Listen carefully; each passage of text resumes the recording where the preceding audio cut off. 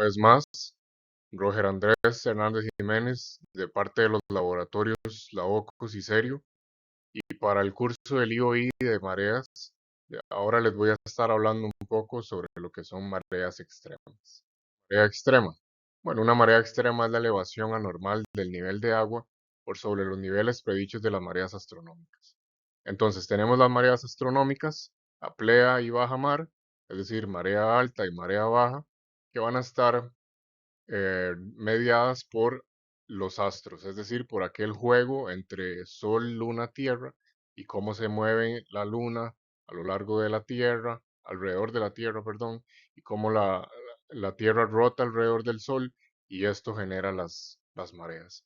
Todo eso genera las plea y baja mar, es decir, marea alta una vez más y marea baja, y lo que se genera por sobre ese nivel de agua, es decir, por ejemplo aquí una línea celeste que ejemplifique eso, sería una marea extrema. Entonces, una marea extrema va a ser el resultado de la suma de dos cosas, principalmente. Una marea astronómica o viva y un fenómeno meteorológico o atmosférico. Ahora, para recordar un poco lo que es una marea viva, nada más, que ya lo hemos visto anteriormente y además en la clase pasada la acaban de repasar también, es cuando hay una conjunción entre la Luna, Tierra y el Sol. Es decir, están en una misma línea. Cuando la Luna, la Tierra y el Sol están en una misma línea, esas fuerzas de gravedad se van a estar sumando. La fuerza de gravedad que ejerce la Luna sobre el agua y que ejerce el Sol sobre el agua se suman y entonces van a crear un mayor rango de mareas. Es decir, unas mareas altas más grandes y las mareas bajas van a ser más bajas todavía. Esto sucede cuando observamos la luna llena o la luna nueva y debido a que está sucediendo precisamente eso, hay una alineación de los tres astros. En este caso estaríamos viendo una luna llena, pero si estamos en el caso opuesto en que la luna estaría aquí, estaríamos viendo una luna nueva. ¿Y qué tienen que ver los eventos meteorológicos? Bueno, pues los eventos meteorológicos van a hacer una elevación del nivel del mar por el paso de la baja presión. Es decir, como esta baja presión que está sucediendo aquí, que usualmente llevan lluvia y demás, va, va a estar haciendo un efecto de succión, que es como poner aquí, por ejemplo, un efecto de succión aquí. Entonces, en esta región, la baja presión va a estar succionando el agua que está acá y genera un bulto, una acumulación de agua por esa baja presión. Entonces, ahí se eleva el nivel de agua. Más, los fuertes vientos van a estar empujando el agua y la constancia de esos fuertes vientos que están asociados a los sistemas de baja presión que están succionando además viento y aire y viento, pues van a estar empujando el agua. Entonces, ese viento que está siendo succionado por la baja presión va a estar acarreando agua a sus alrededores y esa agua se va a ir acumulando y acumulando por la acción de los vientos y eso también va a elevar el nivel de agua. Por lo tanto, vamos a tener que una marea extrema sucede cuando se alinean varios factores. Una marea viva, un sistema de baja presión y fuertes vientos. Una marea viva, ya vimos que es una marea viva, ahora los eventos de baja presión suceden cuando el aire se calienta y pues se eleva desde las superficies del océano y están muy asociados con eventos de precipitación y tormentas, por ejemplo. Y fuertes vientos, como, bueno, y todos estos fenómenos se alinean en un evento o un fenómeno atmosférico muy importante. ¿Cuáles son? Los huracanes o las tormentas tropicales. En este caso, el que estamos observando acá es el huracán Florence del 2018, que se generó en las costas de África y concluyó en el norte de América, afectando mucho las regiones de las Carolinas, Carolina del Norte, Carolina del Sur, en Estados Unidos.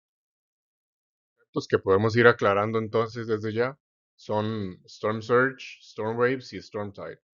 El primero es marejada ciclónica, se conoce en español como marejada ciclónica, y es el aumento normal del nivel del mar que es provocado por esto que dijimos de la baja presión y los vientos de tormenta.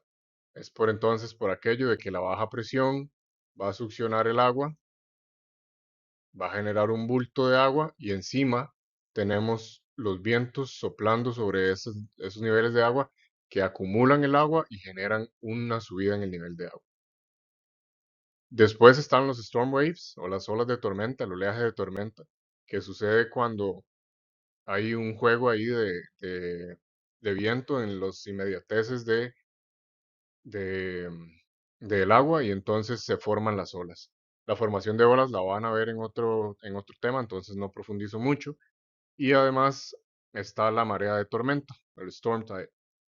Ese es el conjunto, digamos, de todo, tanto de la combinación de la marea ciclónica, el oleaje de tormenta, como las mareas astronómicas. Es decir, el storm tide es como todo el nivel de agua que se acumula producto de la presencia de una tormenta o un huracán.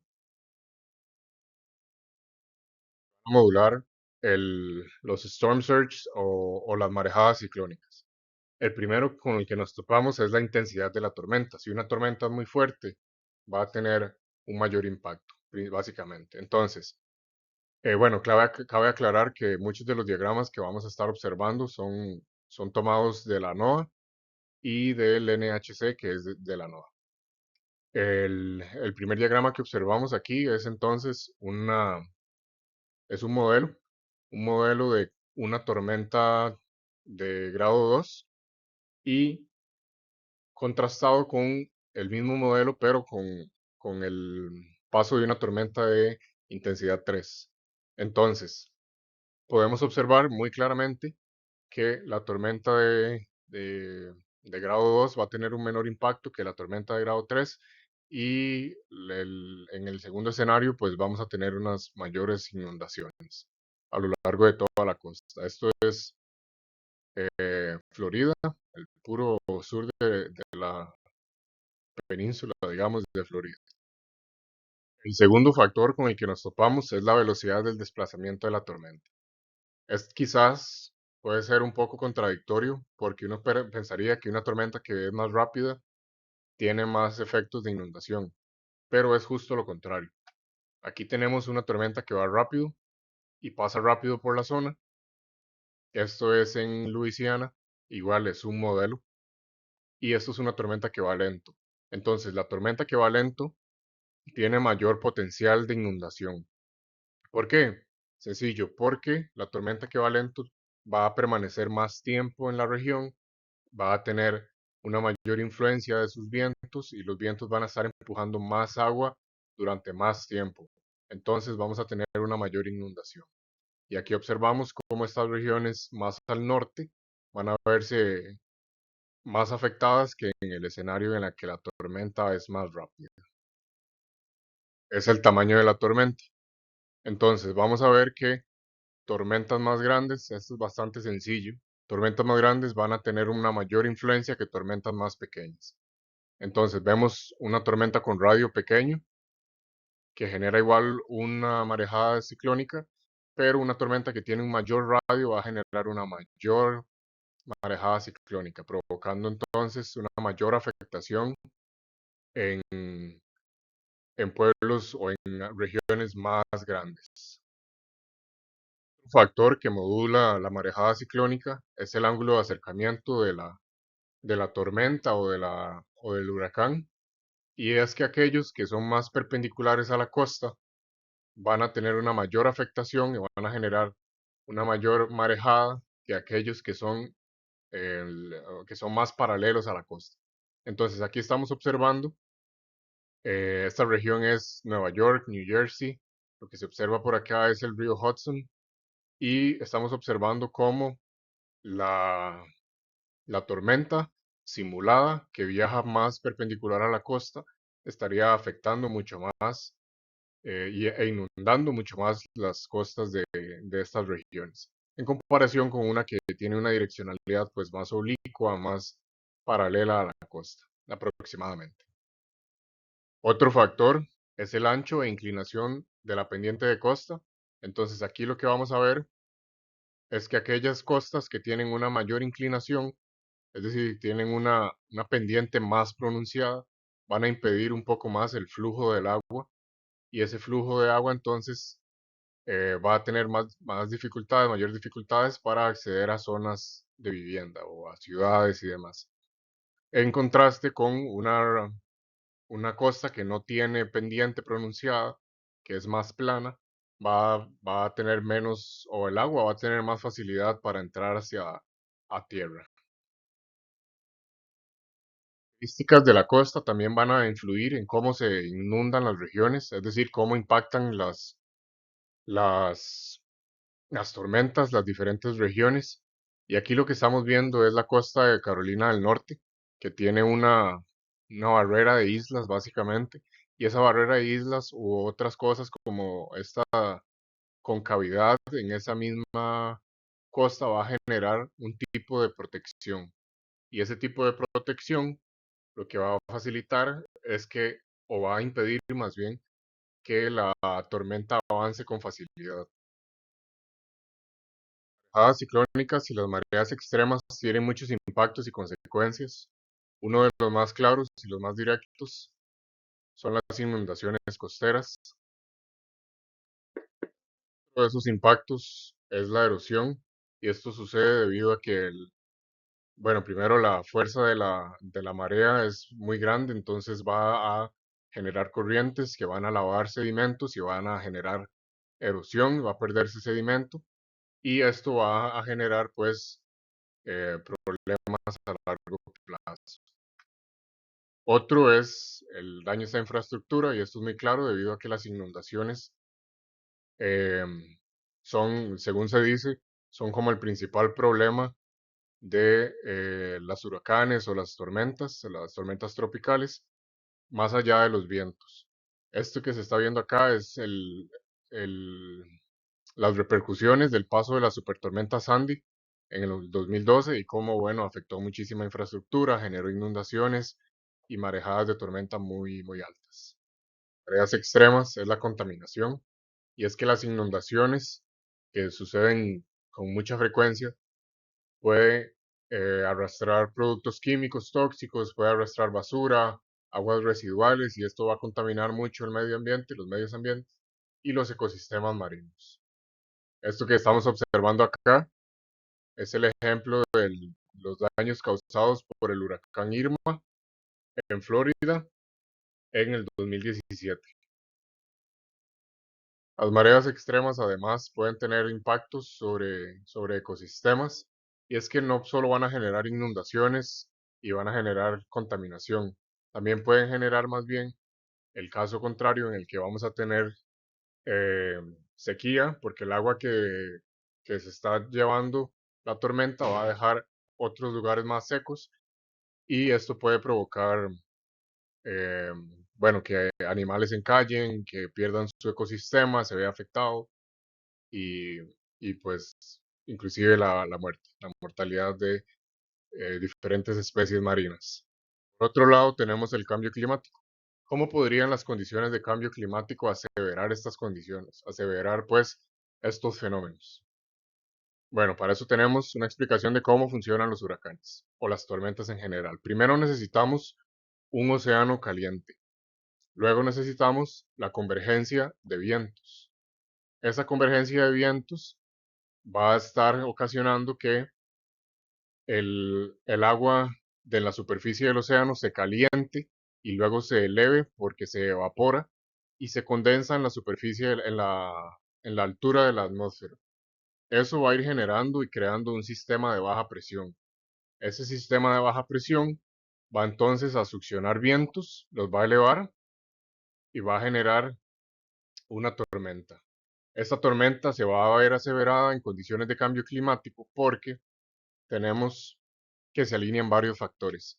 Se alinea que va a incrementar el nivel de agua, van a aumentar las condiciones cálidas y vamos a tener temperaturas extremas a lo largo del globo. Entonces, esas temperaturas extremas cálidas van a favorecer un océano más caliente, van a favorecer los flujos rápidos de aire, de viento, y así vamos a tener sistemas de baja presión más intensos. Y por lo tanto, en un escenario de cambio climático, las tormentas y los huracanes se esperaría o se espera que sean más intensos. Y de hecho ya se han reportado ciertos casos. Y al tener vientos más intensos de los huracanes que son más intensos, vamos a tener marejadas ciclónicas más severas y las inundaciones van a ser más severas.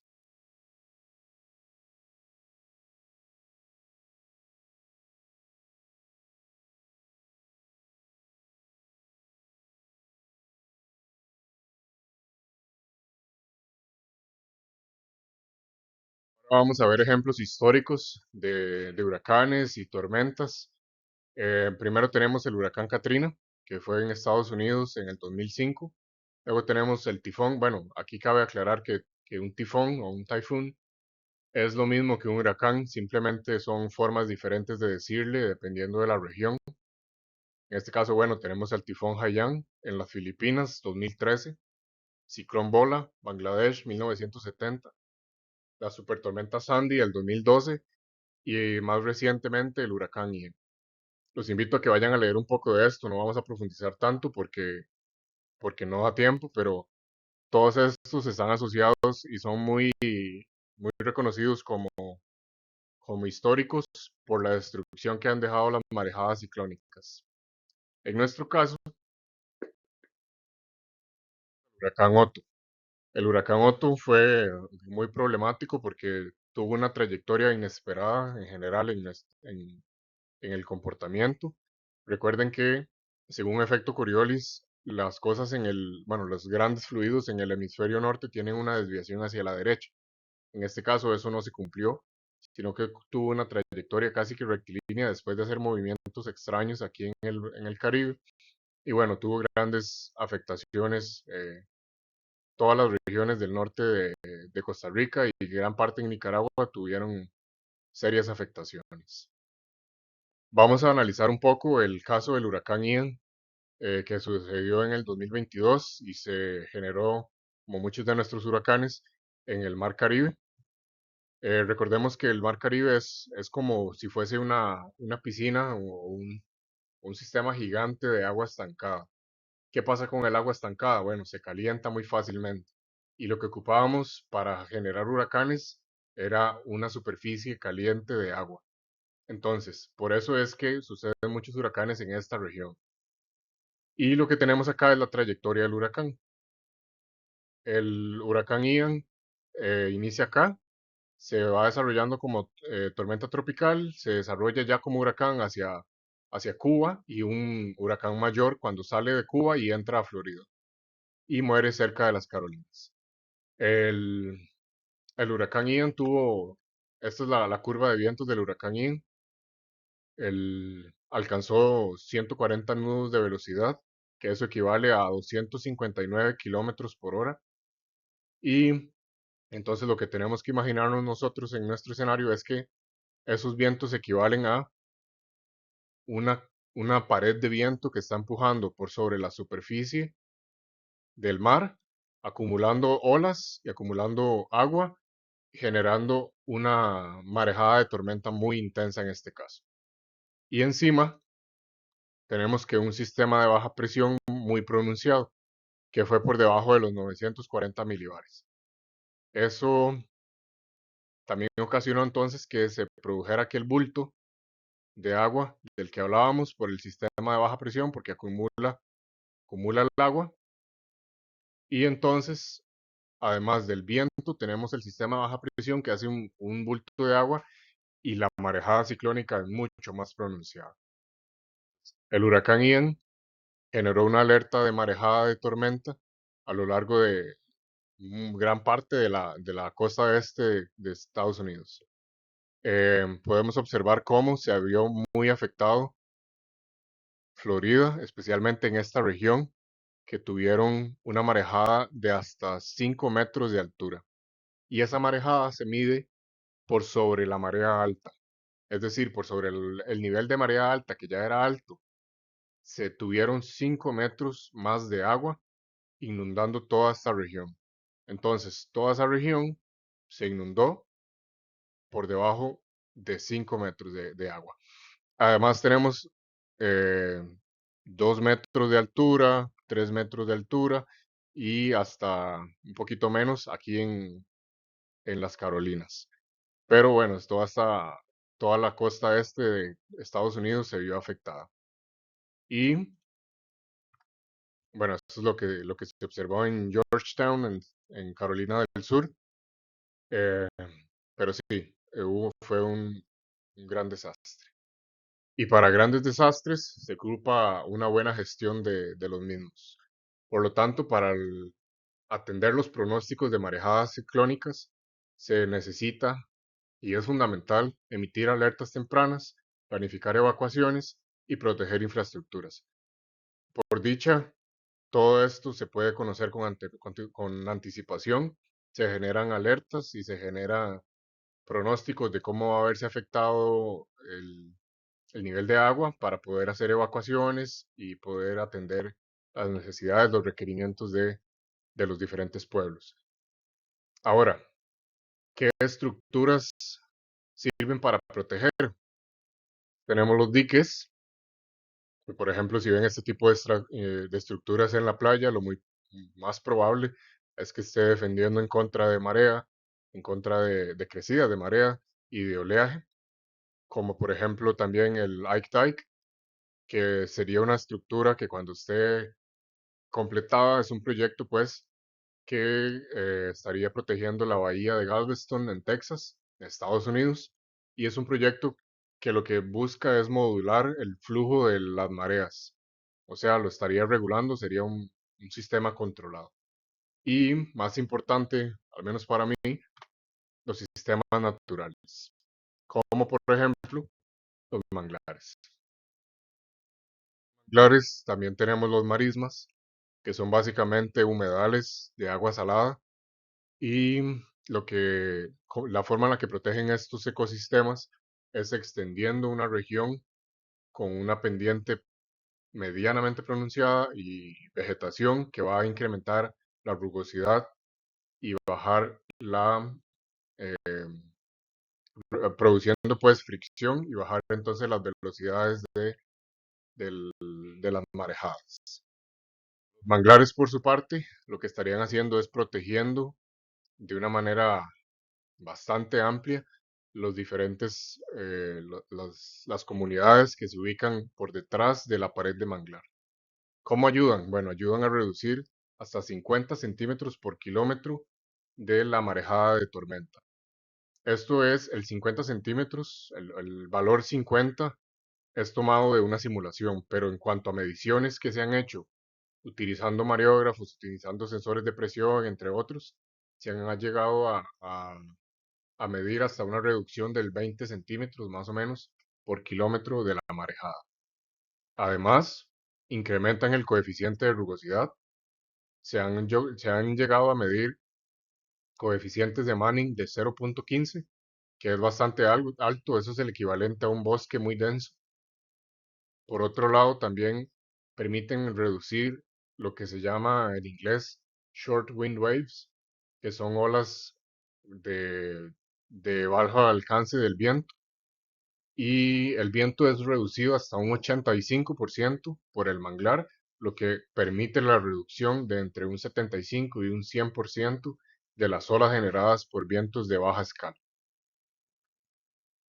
Entre más grande, por supuesto, el manglar va a ser mejor como barrera y se ha visto que la vegetación en agua somera va a reducir el, la formación de las marejadas en hasta un tercio de la tasa total. Por otro lado, tenemos el sistema de raíces aéreas y se ha visto que este tipo de raíces permite la reducción del impacto de la marejada ciclónica. De modo que raíces más pequeñas y troncos más delgados, como los que vemos arriba, en esta imagen que es Candelia candel, eh, estos árboles al ser pequeños y tener un tronco delgado van a reducir poco el impacto en comparación con estos que son los árboles de Rhizophora mangli, que tienen raíces adventicias, bueno, raíces aéreas y pueden favorecer la reducción del impacto de una marejada de tormenta. De esto, los estudios que hay son muy pocos y de hecho es solo una previsión porque el estudio más directo que se ha hecho para esto son para corrientes de otro tipo, no las corrientes generadas o las marejadas generadas por una tormenta o un huracán. Para ir concluyendo ya, podemos o somos capaces de contestar a la pregunta ¿qué es una marea extrema? Podemos comprender cómo se genera una marea extrema y entonces recordamos que puede ser la conjunción de una marea viva con el efecto exacerbado del crecimiento del agua por una marea de tormenta y podemos comprender qué factores modulan la intensidad de una marejada o básicamente una inundación generada por una tormenta. Conocer que se debe gestionar y mitigar o generar programas para mitigar los desastres. Y con eso entonces concluimos. Muchas gracias por su atención.